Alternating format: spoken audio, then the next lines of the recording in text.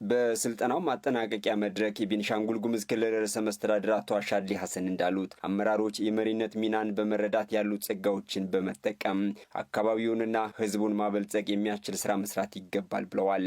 ሀብት አለን በማለት ብቻ እድገት ማምጣት አይቻልም የሚሉት ርዕሰ መስተዳድሩ ካልተሰራ ለውጥ የሚባል ነገር እንደሌለ አሳውቀዋል። ከቤኒሻንጉልና ከኢትዮጵያ በላይ ሪሶርስ ያላቸው የአፍሪካ ሀገሮች ሌሎችንም ዓለም ላይ ያሉ ሀገሮች ሪሶርስ ያላቸው ግን ድህነት ውስጥ አሉ።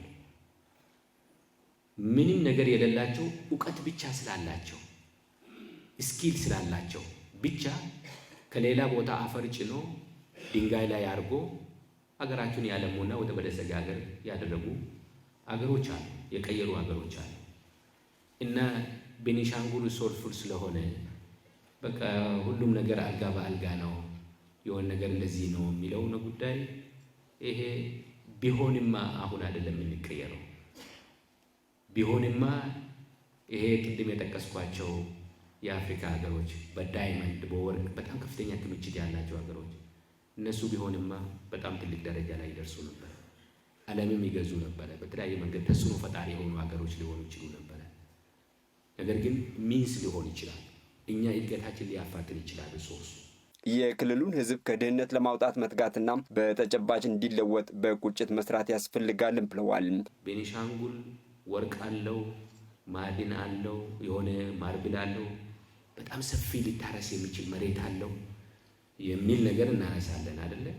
ስለዚህ ብንዘምር አሁንም ድጋሚ አቶ ዛዲግም መጥተው እንደዚህም ቢያወራ ወደ መሬት ካልቀየር ነውና ካልሰራንበት ነቲንግ ዊል ዱ ምንም ሊጠቅምን አይችልም። ምንም የምናገኘው ነገር አይደለም፣ የምናገኘው ነገር የለም። የክልሉ የልማት አቅሞችም ስንናገር በዛ ልክ ማየት ያስፈልጋል ማለት ነው እንጂ ዝማሬ ሊሆን አይደለም። በታላቁ የኢትዮጵያ ህዳሴ ግድብ ምክንያት ክልሉ የቀጣይ የኢትዮጵያ የኃይል ኮሪደር መሆኑን መረዳት ይገባል የሚሉት ርዕሰ መስተዳድሩ አቶ አሻድሊ ሁሉም የክልሉ አመራሮች አሁን ያለውን የስራ ባህልን መቀየር ደግሞ ተቀዳሚ ተግባር ማድረግ እንደሚገባቸው ገልጿል። አመራሮች ነገን አሻግሮ የማየት ራዕይን መሰነቅና ቅንጅታዊ ስራን ማጠናከር እንደሚያስፈልግም አሳስበዋል።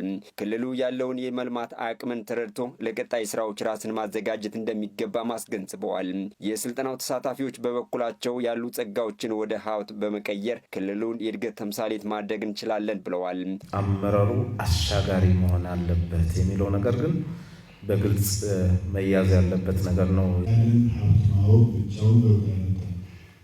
አንደኛ ክሬድ ሀብት ለይቶ በደንብ ስትራቴጂካሊ ያስቡ ስትራቴጂካሊ ፕላን አድርጎ ኤክስኪዩት ማድረግ ከቻል ለአጠረ ጊዜ ውስጥ ክልላችንን ሞዴል ተምሳሌ ማድረግ የምንችልበት መንገድ የተረዳንበት ስልጠና ስለሆነ ቀጣይ ትውልድ ታሳቢ ያደረገ ፈጥነን መሄድ የምንችል የሀብት አጠቃቀም እንዲኖረንና አመራራችንም ደግሞ አገልጋይ ሰርቫንት ሊደርሺፕ መሆን ያስፈልጋል።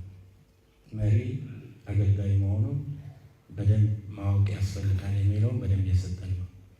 ከዛም አለፍ ሲል አሁን ያለንበት ደረጃ ምንድን ነው የሚለውንም አሳይቶ ነው። ደህንነታችን በምን ልክ ነው